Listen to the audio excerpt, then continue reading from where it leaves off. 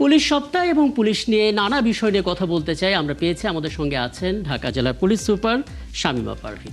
শামীমা পারভীন, আপনাকে আমন্ত্রণ জানাচ্ছি, কৃতজ্ঞতা জানাচ্ছি এবং শুভেচ্ছাও জানাচ্ছি, কারণ পুলিশ সপ্তাহ পালন হলো এই 2026 সালে এবং এমন একটা প্রেক্ষাপটে আসলে এই পুলিশ সপ্তাহ পালন হলো যখন আসলে পুলিশের মনোবল নিয়ে অনেক প্রশ্ন আসছে। একটু জানাবেন আসলে কতটা ফিরলো নতুন সরকারের অধীনে, কতটা রাজনৈতিক প্রভাব মুক্ত থাকবে পুলিশ এবং কতটা স্বতঃস্ফূর্ত, কতটা মানুষের বন্ধু হতে পারবে, কি বার্তাটা গেল? ধন্যবাদ আপনাকে। সেই সাথে ৭১ টিভির মাধ্যমে আমি আমাদের দর্শক এবং বাংলাদেশের সকল জনগণকে জানাচ্ছি আমাদের পুলিশ উইক 2026-এর শুভেচ্ছা। আপনি আসলে যে কথাটা বলছিলেন মনোবল, পেশাগতভাবে আসলে আমরা সবসময় মনোবল নিয়েই পুলিশে আসি প্রথমে যখন আসি, কিন্তু আপনারা জানেন যে ৫ই আগস্ট পরবর্তীতে আমাদের পুলিশের জন্য একটা বিশেষ ট্রমা গিয়েছে এই ৫ই আগস্টের পরে বিশেষ ঘটনাগুলোকে নিয়ে। কিন্তু গণতান্ত্রিক সরকার আসার পরে, এই নির্বাচনের পরে, এবং জনগণও আসলে বুঝতে পেরেছে, সেই সাথে আমাদের মধ্যেও কিছু বিষয় ছিল যেটা দেখা গিয়েছে আমরা পুলিশরা যতটুকু না পেশাদারিত্বের সাথে কাজ করেছি অতীতে, তার থেকে বেশি আসলে রাজনৈতিক বিষয়গুলাই হয়তো আমাদের মধ্যে কিছু কিছু অফিসারের মধ্যে কাজ করেছে। কিন্তু ৫ই আগস্টের ঘটনার পরে এবং এই সরকার আসার পরে আমাদের যে ট্রমা বিষয়গুলো ছিল ৫ই আগস্টের ঘটনায়, সেটা এখন আমি বলতে পারি অনেকটাই ঊর্ধ্বে উঠে গিয়েছে মনোবলটা, কনফিডেন্স লেভেলটা। কারণ জনগণের যে আস্থাটা আমরা দেখতে পাচ্ছি, যে জনগণ আসলে ওনারাও বুঝতে পেরেছে যেমন রাষ্ট্রের জন্য পুলিশ প্রয়োজন, তেমন পুলিশেরও রাষ্ট্রের জনগণের জন্যই আসলে আমরা কাজ করি। সেই ক্ষেত্রে আমি বলবো যে গণতান্ত্রিক সরকারের এবং মানুষের যে আস্থা আমাদের পরে আমরা এখন দেখতে পাচ্ছি, ফিল্ড লেভেলে কাজ করতে যাচ্ছি, সকলের সহযোগিতা পাচ্ছি। সেই ক্ষেত্রে আমাদের মনোবলটা আসলে, এবং এখন যে নেতৃত্ব আছে পুলিশে, আমাদের সিনিয়র অফিসাররাও আমাদের সব লেভেলে, যাতে করে আমাদের মনোবল সবসময় অটুট থাকে, সেই জন্যে নানা ধরনের আমাদের কিছু সফট স্কিল ট্রেনিং বা আপনার মেন্টাল হেলথ ওয়েলবিং, এই সকল কিছুর উপরে, এবং সেই সাথে আইনগত সঠিক প্রয়োগের, যাতে আমরা মানুষকে বেসিক্যালি আমাদের যে একটা সার্ভিস এটা আমরা সেটা দিতে পারি। সেই ক্ষেত্রে আমরা একটা সমন্বিতভাবে একটা হলিস্টিক অ্যাপ্রোচে কাজ করছি। সো আমাদের পুলিশের মনোবল আমি বলতে পারি এখন আগের থেকে অনেক ভালো, এবং জনগণের সহায়তা নিয়ে আমরা এখন কাজ করছি। চমৎকার। আসলে পুলিশের পক্ষ থেকে সরাসরি এভাবে কথা বলার সুযোগ আমাদের সবসময় হয় না, কারণ বাহিনী হিসেবে ব্যস্ততা সবচেয়ে বেশি, দায়িত্বের জায়গাটার পরিধিটাও অনেক ব্যাপক। তারপর অনেক মানুষের অনেক ধরনের প্রত্যাশা থাকে। যেমন আমি ফেসবুক স্ক্রল করে দেখছিলাম যে পুলিশ সপ্তাহে সাধারণ মানুষের কী কী প্রত্যাশা আছে। একজন খুব চমৎকার করে বললেন যে সড়কে এবার দুর্দান্ত একটা পদক্ষেপ নেওয়া হয়েছে, যে এআই ক্যামেরা দিয়ে এমনভাবে চারপাশটাকে নেটওয়ার্কিং করা হয়েছে যে কেউ ট্রাফিক আইন ভায়োলেট করলে অটোমেটিক্যালি ধরা পড়ছে, জরিমানা হচ্ছে। থানাগুলোতে কি এরকম করা যায় কোনো একটা এআই ক্যামেরা, যেখানে মানুষের ভোগান্তি যদি হয়ে থাকে সরাসরি চোখে পড়বে? হ্যাঁ, আমাদের আসলে এই পুলিশ উইকের মাধ্যমে আমাদের এই যে 4 দিনব্যাপী প্রোগ্রাম হলো, এখানে আমাদের নতুন নতুন অনেক প্রজেক্ট আমরা সরকারের কাছে উপস্থাপন করেছি। তার মধ্যে একদম গুরুত্বপূর্ণ একটা প্রজেক্ট হচ্ছে আমাদের প্রত্যেকটা পুলিশ স্টেশন যেগুলো আছে, যেগুলো একদম জনগণের দোরগোড়ায়, যারা জনগণ যেখান থেকে সেবা পায়, সেখানে আমরা সিসিটিভি ক্যামেরার মাধ্যমে, সেখানে আমাদের যদি 24/7 মনিটরিং হয়, কারণ ওখান থেকে মানুষ সরাসরি সেবা পায় এবং যারা কাজ করছে তারা যেন একটা কম্প্রিহেনসিভ আপনি বলতে পারেন মনিটরিংয়ের মধ্যে থাকে, সেই ব্যবস্থার জন্য আমাদের দীর্ঘমেয়াদী একটা প্ল্যান করা হয়েছে। এবং আমরা সরকারের সাথে, আমাদের সরকার প্রধানের সাথেও আমরা যেহেতু সুযোগ পেয়েছি কথা বলার, আমাদের পুলিশ থেকে বলা হয়েছে, তো সরকারও এ ব্যাপারে খুবই আন্তরিক, যাতে করে আমাদের প্রত্যেকটা থানাগুলোকে আমরা সিসি ক্যামেরার আওতায় আনার মাধ্যমে আপনি সর্বসময় আপনি একটা মনিটরিং, যে আমরা যারা কাজ করছে আমাদের অফিসাররা ওখানে, তাদেরকে আমরা মনিটরিংয়ের মাধ্যমেও আনতে পারবো, সেই সাথে একটা অ্যাকাউন্টেবিলিটি লেভেলটাও হবে। এবং সেই ক্ষেত্রে জনগণও যেন ওখানে যদি সরাসরি থানাতে সেবা না পায়, তারা যাতে করে সিনিয়র অফিসারকে তাদের কমপ্লেনগুলো জানাতে পারে, তাদের প্রবলেমগুলো জানাতে পারে। সেজন্য আমরা দীর্ঘমেয়াদে একটা ডিজিটাল ডেস্ক বক্স যাকে বলে বোর্ড, আপনার ডিজিটাল ওই ডেস্ক বোর্ডের মাধ্যমে তারা সরাসরি সিনিয়র অফিসারের কাছে তাদের কমপ্লেনগুলো, তাদের প্রবলেমগুলো জানাতে পারবে। তো এই দীর্ঘমেয়াদী প্ল্যান নিয়ে আমরা পুলিশ অলরেডি কাজ করছি এবং সরকারও এতে সম্মত হয়েছে। এটা খুব চমৎকার বার্তা আসলে পুলিশ সপ্তাহ থেকে। আমরা আসলে পুলিশ নিয়ে আরও অনেক প্রশ্ন আছে, সেগুলো একটু পরে আসবো। আমি নারীদের নিয়ে একটু কথা বলতে চাই, কারণ আপনি জানেন পুলিশ প্রফেশনে এই সেবামূলক কাজে কোনো নারীর অংশগ্রহণ একটা সময় ছিল অভিভাবকদের জন্য আটকে ওঠার মতো, তারা এরকম চ্যালেঞ্জিং প্রফেশনে যাবে, সময়টা তো বদলেছে, একটু বলবেন? মানে আপনি নিজেও নারীদের জন্য নিশ্চয়ই একটা ইন্সপিরেশন হিসেবে আছেন, অংশগ্রহণটা কেমন এবং কোনো শতাংশের হিসেবে আপনি দিতে পারেন কিনা যেটা আমাদের তরুণ নারীরা উদ্বুদ্ধ হবে? চমৎকার একটা কোশ্চেন করেছেন, কারণ আসলে বাংলাদেশে এখন 51% আসলে নারী, যদি আমি জনসংখ্যার অনুপাত করি। তো সেই ক্ষেত্রে আমাদের বাংলাদেশ পুলিশে তার পার্টিসিপেশন অনলি 9.04%। দ্যাট মিনস আমরা টোটাল উইমেন পুলিশ ফোর্স আছে আমাদের 17,970 উইমেন পুলিশ ফোর্স আছে আমাদের পুলিশে কাজ করছি। সেই হিসাবে আসলে 9% এটা খুব বেশি পার্টিসিপেশন না।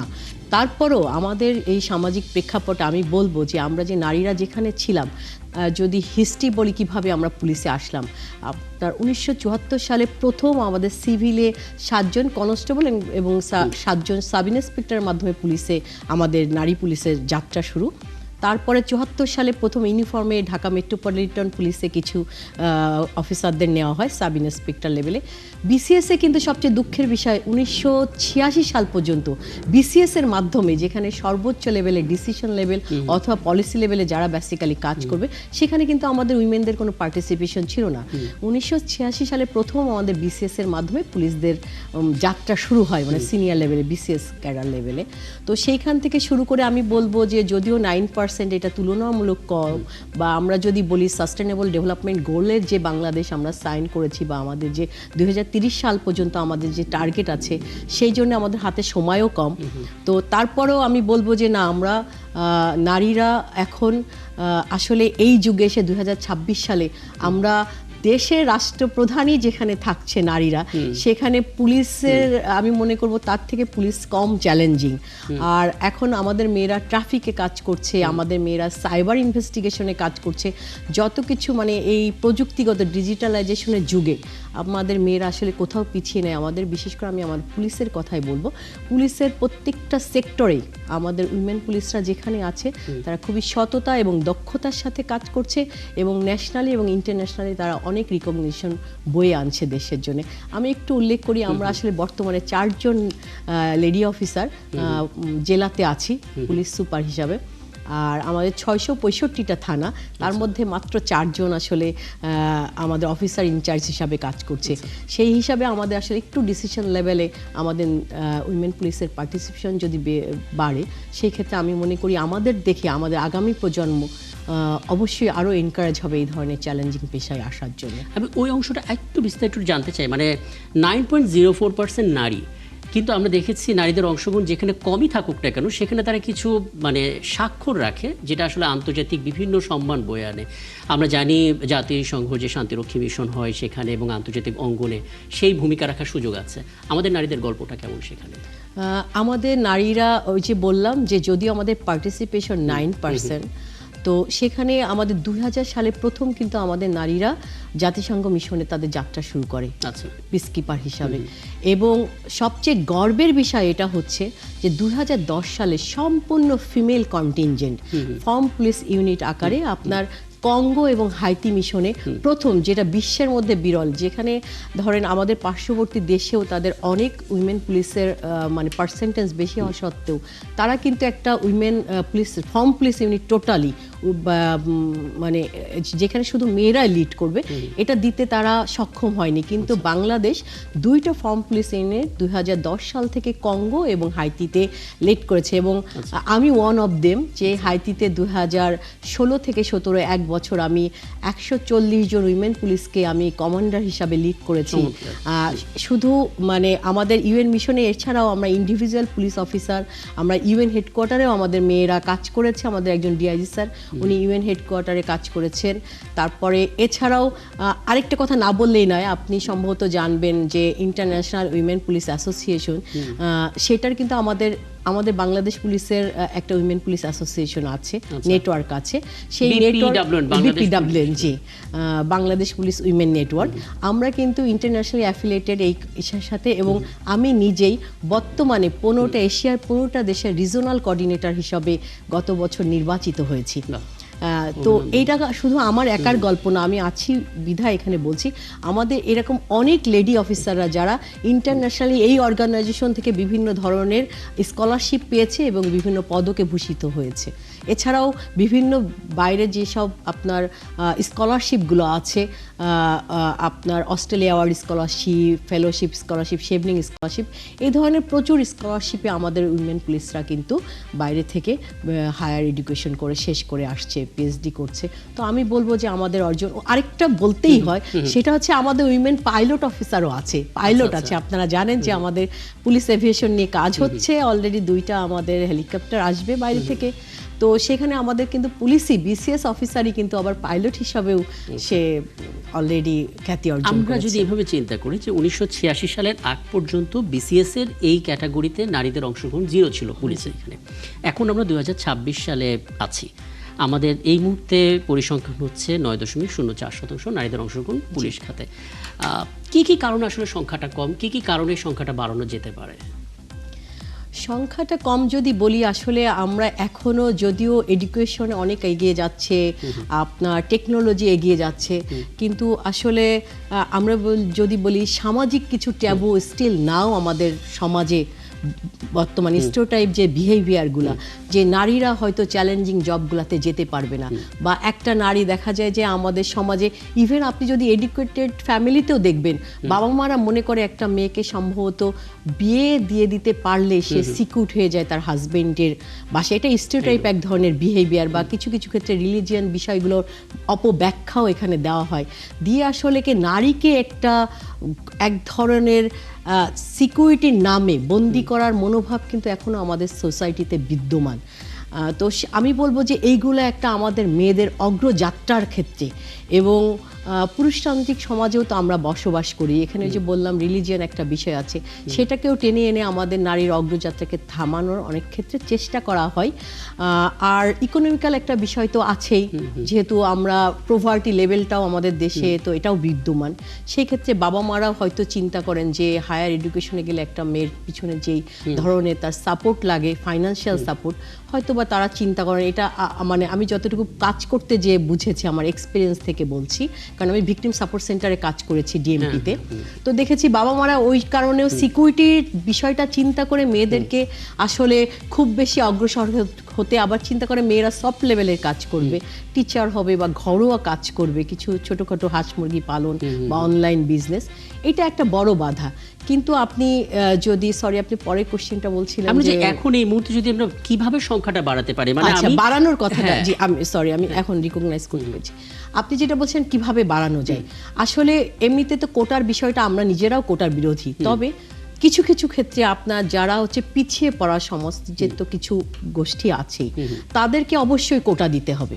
আপনি বিসিএস এ মেধার জায়গায় যেখানে সিনিয়র অফিসাররা সুপারভিশনে আছে বা পলিসি লেভেলে আছে, সেখানে আপনি মেধাকে খুব বেশি ইম্পর্টেন্স দিতে পারেন, কিন্তু আরও অনেকগুলো লেভেল আছে জবে, ঠিক আছে?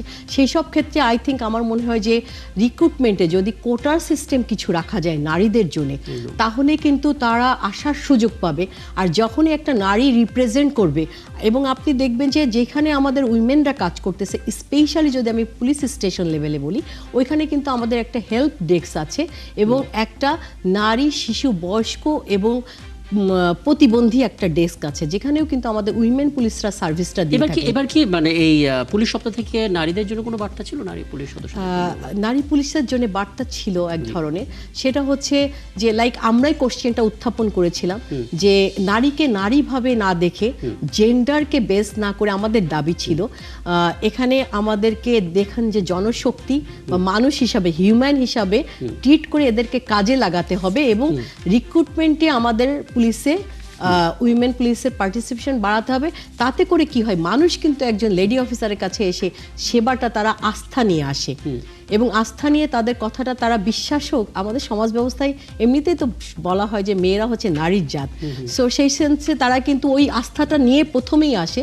এবং আমাদের আসলে স্ট্যাটিস্টিক্সও আছে যে যেখানে নারী পুলিশরা কাজ করছে, সেখানে কিন্তু সেবার স্যাটিসফ্যাকশন লেভেলটা একটু হাই, একদম। তো সেই কারণে আমি বলবো যে অবশ্যই যদি এই কোটা সিস্টেম এবং কিছু স্পেশাল রিক্রুটমেন্ট যদি নারী, লাইক আমাদের সাব ইন্সপেক্টর লেভেলে এনটি আছে, তাদের আমাদের সার্জেন্ট লেভেলে এনটি আছে, আমাদের কনস্টেবল লেভেলে এনটি আছে, আপনি যদি এখানে আমাদের রিক্রুটমেন্টে যদি আপনি বেশি তাদেরকে নেন বা স্পেশাল কিছু রিক্রুটমেন্ট করেন শুধু উইমেন পুলিশের জন্য, আমি মনে করি জনগণ, কারণ কি এর সাথে আরেকটা বিষয় আছে, আপনি দেখবেন যে উইমেনরা যেমন সাপোর্ট দিচ্ছে, উইমেনরা কিন্তু আপনার ক্রাইমের ক্ষেত্রে কেরিয়ার হিসাবে অনেক ক্ষেত্রে ইউজ হচ্ছে, বিশেষ করে আপনার মাদকের ক্ষেত্রে কিন্তু আপনি দেখবেন যে তারা কেরিয়ার হিসাবে ব্যবহার হচ্ছে। সো সেই সব ক্ষেত্রেও কিন্তু আপনার নারী পুলিশ এবং নারীরাও বিভিন্নভাবে এখন ক্রাইমের সাথে যুক্ত হয়ে যাচ্ছে। সেই ক্ষেত্রে এই ধরনের ক্রাইমগুলো বিশেষ করে সাইবারের যেই মানে বোঝা যাচ্ছে যে ভিকটিম এবং ক্রিমিনাল দুটো জায়গা থেকে আসলে যখন নারীদেরকে ব্যবহার করা হচ্ছে তখন সেগুলো থামানোর জন্য নারীদেরই আপনার প্রয়োজন। নারীরাই আই থিংক মনে হয় বেশি কার্যকরী ভূমিকা রাখতে হ্যাঁ, ছোট পারবে। ছোট করে আরো কয়েকটা বিষয় একটু জেনে নিই। আমরা নারীদের অংশগ্রহণ নিয়ে যে তথ্যগুলো জানলাম সেটা নিশ্চিতভাবে নারীদের জন্য আশাবাদী হবার মতো বিষয়, এবং আশা করি সংখ্যাটা এরকম থাকবে না, শতাংশ আরো বাড়বে।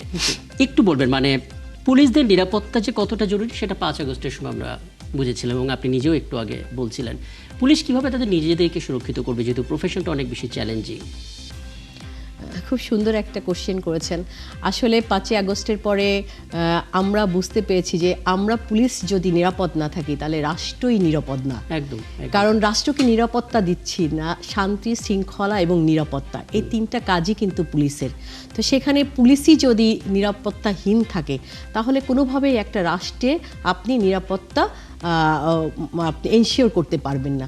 সেই কারণে আমরা যখন এই বিষয়টা আমাদের বুঝতে পেরেছি এবং এই সরকারও এত বেশি আন্তরিক আমাদেরকে, আমরা পুলিশ উইকে বুঝতে পেরেছি যে সরকার কতটুকু আমাদের প্রতি আন্তরিক, এবং আমরা যা যা মোটামুটি বলেছি যে আমাদের নিরাপত্তার জন্য বেসিক্যালি প্রথমে আমি নিরাপদ থাকতে হবে, তো সেই জন্য আমাদের যা যা প্রয়োজন, যেমন আমাদের লজিস্টিক্যাল সাপোর্টগুলোর ইস্যুজ আছে যেগুলা, তারপর আমাকে প্রোটেক্টিভ করার জন্য যে ইকুইপমেন্টগুলোর বিষয় আছে, তারপর আপনি জানেন অলরেডি বডি অন ক্যামেরা নির্বাচনের আগেও কিছু দেওয়া হয়েছে, এবং এই বডি অন ক্যামেরা কিন্তু আমাকেও যেমন সিকিউর করছে, সেই সাথে আমার কাছে যে সার্ভিস নিতে আসছে তাকেও আমি সঠিকভাবে সার্ভিসটা দিচ্ছি কিনা, তো দুইটা ক্ষেত্রেই কিন্তু বডি অন ক্যামেরাটা কাজ করছে, জনগণও এখান থেকে সেবা পাচ্ছে। সো সরকার আমাদেরকে, আমরা দাবি জানিয়েছি যে আমাদের সিকিউরিটির জন্য এগুলো দরকার, এবং সরকারও টোটালি আমাদের সাথে এগ্রি করেছে এবং বলেছে যে আমাদের প্রোটেক্টিভ যে লজিস্টিক সাপোর্টগুলো দরকার এবং যে আদার্স লজিস্টিক যে বিষয়গুলো আছে পুলিশকে প্রোটেক্ট করার জন্য, সব কিছুর ক্ষেত্রে গভর্নমেন্ট খুবই আন্তরিক, এবং আমাদের আইজিপি স্যারও এই বিষয়ে ব্যবস্থা নিচ্ছেন এবং অলরেডি কিছু কাজও শুরু হয়েছে এই বডি অন ক্যামেরার মাধ্যমে। আপনাকে অনেক ধন্যবাদ। মানে আমার সময়টা এত সংক্ষিপ্ত, কিন্তু অনেক প্রশ্ন নিয়ে বসেছিলাম, কিন্তু যেই তথ্যগুলো জানলাম সেটা সত্যিকার অর্থে আশাবাদী হওয়ার মতো, এবং আমাদের দর্শকরা বোধহয় বিশ্বাস করবে যে পুলিশ আসলে জনগণের বন্ধু হবে, কারণ যে বার্তাগুলো আমরা শুনলাম এবং যে কাজ যা আপনারা করছেন, শুভকামনা আপনার জন্য। অনেক ধন্যবাদ আমাকে সময়টা দেওয়ার জন্য। থ্যাংক ইউ দর্শক, ধন্যবাদ আপনাদেরকেও সাথে থাকার জন্য, এবং আমার সঙ্গে এতক্ষণ ছিলেন ঢাকা জেলার police super Shamima Parveen. Police সপ্তাহ শেষ হলো গতকাল, কেমন হলো সেটা নিয়ে মূলত কথা বলছিলাম। এই ছিল আজকের সংবাদযোগে। আগামীকাল ঠিক রাত 10টায় দেখা হবে নতুন বিষয় এবং তার বিশ্লেষণ নিয়ে। থাকবেন একাত্তরের সঙ্গে।